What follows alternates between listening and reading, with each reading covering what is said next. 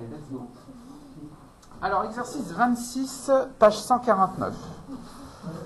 Alors, cette fois-ci, on réalise une pile cadmium-argent. Donc, on vous donne les couples, comme d'habitude. On vous les donnera, hein, les couples. Jimmy, dis-moi. Alors, je vais la faire, Jimmy. Parce que si on te filme et tout, tu vois... Question. Ouais, je sais que tu t'en fiches, mais droit à l'image et tout. Bon, bref, au moins... Mais je t'interrogerai, il n'y a pas de souci. Alors, au niveau de cet exercice, attention, on vous dit on utilise des solutions de concentration égales à 0,15 mol par litre. On vous donne les volumes de chaque compartiment. Donc ça va vous permettre de calculer les quantités de matière, parce que dans un tableau d'avancement, on a des quantités de matière et pas des concentrations. Et on vous donne les masses des électrodes. Et via la masse molaire, on va pouvoir aussi calculer du coup les quantités de matière de chacun des métaux. Ouais. Alors, ce qu'on vous dit, et c'est super important qu'on vous le dise, parce que sinon vous ne pouvez pas faire l'exercice, on vous dit que lorsque la pile fonctionne, la masse de l'électrode de cadmium diminue et il se forme un dépôt d'argent. Donc déjà, ce qu'on peut dire tout de suite là, c'est que le cadmium, c'est forcément un réactif. Ouais. Le cadmium solide, c'est un réactif. Donc qu'est-ce que je vais écrire déjà? Je vais écrire les couples. Donc c'est CD2+, CD, et lui, je sais que c'est un réactif. Lui, c'est un réducteur ou un oxydant?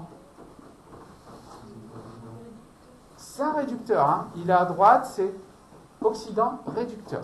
L'autre couple, on vous le donnait, c'était Ag plus Ag. Alors du coup, ce réducteur va réagir avec quoi? Forcément. Avec Ag+, avec un oxydant. Hein. Vous voyez, vous avez toujours ce côté-là, un petit peu décalé. Un réducteur réagit avec un oxydant. Donc qu'est-ce qu'on va faire? On va équilibrer, donc on vous demande d'écrire les demi-équations aux électrodes, en déduire l'équation de réaction qui se produit dans la pile, donc on va faire ça tout de suite. Donc on équilibre les deux demi-équations électroniques en mettant les réactifs du même côté. Ouais. Donc là, CD, c'est un réactif, donc je vais le mettre à gauche.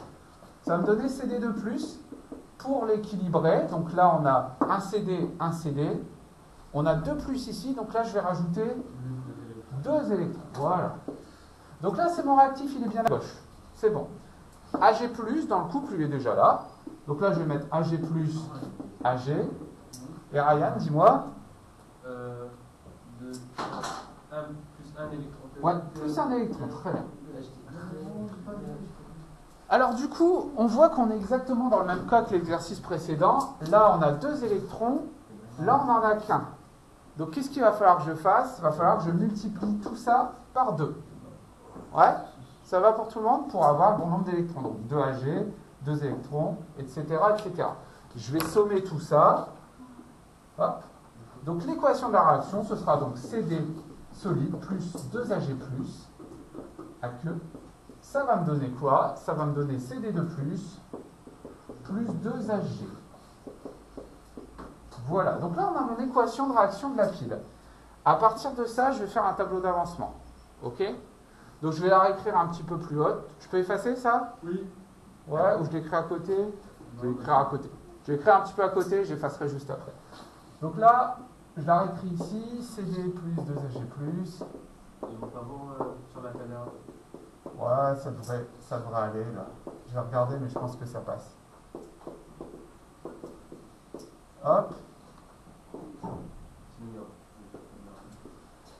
Et voilà. C'est bon pour tout le monde? J'efface ça, du coup. L'équation, je viens de la réécrire en haut. Alors, on va faire le tableau d'avancement. Je vais juste vérifier que on voit bien sur la caméra. Ouais, il n'y a pas de souci. Alors, le tableau d'avancement ici, toujours comme d'habitude, on a ça. Alors là, l'état initial, on a l'état, je vais mettre un état intermédiaire, et là, l'état final. Okay. Alors, je vais déjà remplir ce tableau d'avancement uniquement avec les valeurs littérales. Vas-y, je t'écoute, Ryan, du coup. N1. Ouais, on peut mettre N1, par exemple. N2. Ouais. Bah, j'ai mis 0, 0. Ouais, 0, 0. Hein. Initialement, on n'en a pas. Alors, N1, bah, si. Initialement, pardon, on en a, si. Donc là, c'est pas bon. Donc on va mettre N3 et N4. On vous le dit, hein, dans l'énoncé, on en a initialement. Okay. Alors ensuite, qu'est-ce qu'on a ici? N1 moins X. Ouais. N2 moins 2x. Ouais, 2x, très bien. N3, N4 moins 2x. Moins. C'est un produit du coup Plus plus 2x. 2x, voilà. On va réécrire exactement ça. N3, il y a plus x. Alors, exactement. N3, en fait, là, on avance de x, donc on va mettre plus x aussi, hein, tout à fait. Donc là, N2 moins 2xf, N3 plus xf, et N4 plus 2xf. Alors on verra si on a besoin de xmax à un moment, au pire je rajouterai ça à côté, hein, d'accord? Alors, maintenant le but ça va être de calculer N1, N2, N3 et N4. Comme ça, après, ben, je remplace N1, N2, N3, N4 par leurs valeurs, et c'est bon, mon tableau d'avancement sera déjà un petit peu plus fourni. Mais vous voyez que déjà, même dans un sujet de bac, faites comme ça, mettez les valeurs littérales. Au moins, vous en fichez, vous avez quand même bon à votre tableau d'avancement. Là où vous pouvez avoir faux, bah, ce sera dans N1, N2, N3, N4, ok? Mais imaginez, vous dites, bah, moi je ne sais pas calculer N1, N2, N3, N4, du coup, bah, je ne fais pas le tableau d'avancement. Bah, c'est dommage. Vous avez quand même les points de tableau d'avancement, et ça, je pense que tout le monde sait faire.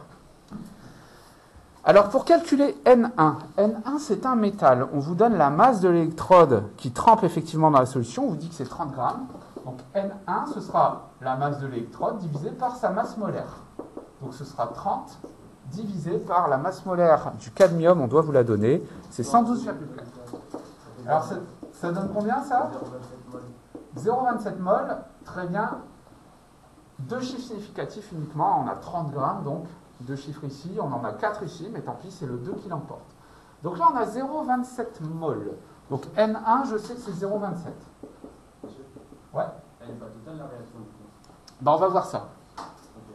On va voir ce qui se passe. Alors, je vais faire pareil pour... alors, je vais directement calculer N4, c'est le même principe, c'est un solide. Donc N4. Donc, 30 sur 108. 30 sur 108. 0,0. Ouais. Et ça fait combien 0,28 mol. 0,28 mol. Très bien. Donc N4, on l'a déjà. 0,28 mol ici. Tout à fait. Super. Alors, je vais calculer juste en dessous maintenant N2 et N3. Donc N2, c'est la concentration fois le volume. Donc c'est 2 fois, enfin C fois V, parce que les concentrations et les volumes sont les mêmes, donc je vais juste regarder C fois V. Alors, N égale C fois V, c'est bon pour tout le monde? Ouais, donc ça c'est une formule qu'il faut maîtriser. Donc la concentration, on vous dit que c'est 0,15 fois 250 millilitres. Donc 0,15 fois 0,250. Ok, je remets ça en litres. Et ça nous donne 0,038. Ouais, très bien.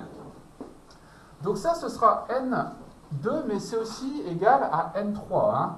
On est d'accord? On a les mêmes concentrations, les mêmes volumes. Donc là, on peut directement mettre 0,038 ici et 0,038 ici. Et on a des moles dans chaque cas. Mol, vous pouvez le mettre aussi à côté ici. Ça vous évite de le répéter à chaque fois. Voilà, là, c'est comme vous le sentez. Alors, on vous dit ensuite construire le tableau d'avancement de la réaction et en déduire la nature du réactif limitant. Donc là, si on vous demande un réactif limitant, on va supposer que la réaction, elle est totale, du coup. Ouais. Donc là, en fait, mon XF, c'est dans l'état final, mais ce sera aussi mon Xmax. D'accord? Donc là, je peux juste préciser, vu que c'est total, vous allez avoir XF égale Xmax ici. D'accord? Voilà. Si vous laissez XF, c'est pas grave, hein, on s'en fiche. Mais il faut juste être conscient que là, vu qu'on parle de réactif limitant, a priori, la réaction, elle est bien totale. Alors là, il suffit de regarder. Donc, je vais poser ça égale 0, ça égale 0, et je vais voir quel est le plus petit XF que je trouve. Donc là, si je mets N1, donc on a 0,27 moins XF égale 0, ça va me donner XF égale 0,27. Voilà. Donc là, j'ai mon premier XF, et je vais voir si je trouve un truc plus petit ici. Donc là, je vais avoir, je transforme directement XF qui sera égal à N2 sur 2. Ouais. Si je mets XF moins 2XF égale, N2 moins 2XF égale 0, alors XF égale N2 sur 2.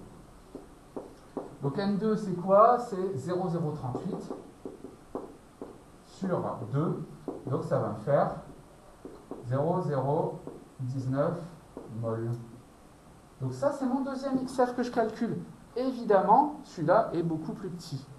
Donc mon réactif limitant, c'est Ag+. Ouais. Donc le réactif limitant, c'est Ag+, car on a le plus petit XF. Ça va pour tout le monde? Ça, c'est toujours pareil. Hein. Donc le réactif limitant égale Ag+, car XF le plus petit.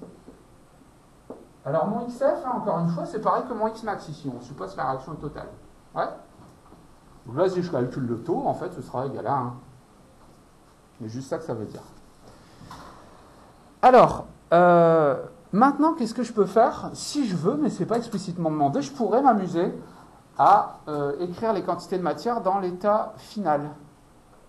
D'accord? Donc là, je rajouterai à N3, je rajouterai XF, donc je rajouterai ça. À N4, je rajouterai 2 fois XF, donc 2 fois ça, etc., etc. Est-ce que dans un DL, si c'est pas forcément précisé, on est quand même obligé de le faire? Moi, ça m'irait. Parce que tu vois, ton XF, il est là, du coup. Bon, voilà. Après, il y a jusqu'à faire une addition. Fais-le, hein, si c'est pas précisé, mais là, tu vois, moi, je vais pas le faire et ça me suffit parce que c'est pas explicitement demandé. On vous dit construire le tableau d'avancement et trouver le réactif limitant. Bah, tu as construit le tableau, tu as trouvé ton réactif limitant. Moi, ça me va. On est dans la bonne réponse, dans la réponse à la question. Alors, question 3, là, c'est un petit peu nouveau. Je vais effacer juste ce qui se passe ici. D'accord? Alors, question 3, on vous demande la capacité de la pile. Donc, quelle est la formule qu'on a dans le cours? Est-ce que vous pouvez me la rappeler? Alors, c'est quoi? Vas-y, Ryan. C'est avec le truc de la pourcentage de l'environnement. Ouais. Bah, c'est ça, 0,27. Alors, avec les lettres déjà.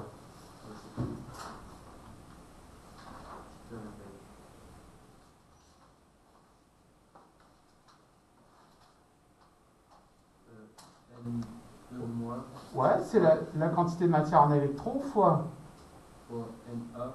Ouais, nombre d'Avogadro. Fois E. Fois E. E. Ouais, Ah oui, petit E, oui. Ok, ouais, d'accord, on est bon. Alors, maintenant, il va falloir trouver la quantité de matière en électrons. Alors, pour le réactif limitant, c'est ça. On est bien d'accord? Quand on équilibre l'équation de réaction, on échange combien d'électrons avec cette... Vous vous souvenez de l'équation, de la demi-équation? Donc, je vous rappelle la demi-équation. On a Ag+, ok, plus un électron qui va donner Ag. Donc là, pour une mole d'Ag+, consommée, on échange un seul électron. Donc en fait, là, la quantité de matière en électrons, ça va être la même que la quantité de matière en Ag+. Ouais. Donc là, ça me permet de dire que N- c'est égal à N2. Ça roule? Donc là, je vais réécrire Qmax. C'est N2 fois le nombre d'Avogadro fois E. Remarquerez qu'il est classe, mon nombre d'Avogadro. Ouais, 2 fois, c'est ce que Il est j'ai pas fait. mal, hein. Franchement, voilà. Il est là. On coupera au montage, mais il n'y aura pas de montage. Alors du coup, on a 0,038 fois 6,02 fois 10 puissance 23 fois 1,6 fois 10 puissance moins 19. Alors, si on calcule tout ça, est-ce que quelqu'un l'a fait? Ce truc-là? Pas vraiment. J'espère que chez vous, vous l'avez fait. Ça fait bien de glisser un petit truc comme ça quand on filme. Quand vous parlez tout ça chez vous, ça fait pas bizarre? Ouais, si, ça fait un peu bizarre. Mais je le fais rarement, hein. Je suis avec vous la plupart du temps quand je parle. Pourquoi ça m'arrive de parler seul, hein, mais... Alors, ça fait 3,66 fois 10 puissance 3. Alors, 3,66, c'est pas juste, parce que là, j'ai pris 0,038. J'ai deux chiffres significatifs. Donc, je vais arrondir à 3,7 fois 10 puissance 3 coulombs. Et on n'oublie pas l'unité. Voilà. Ça va pour tout le monde? On est bon pour cet exo? Bon, bah super. Et bah écoutez, à tout de suite pour un prochain épisode alors. être mignon. Je trouve plus la souris. Mince, j'arrive plus à. C'est bon.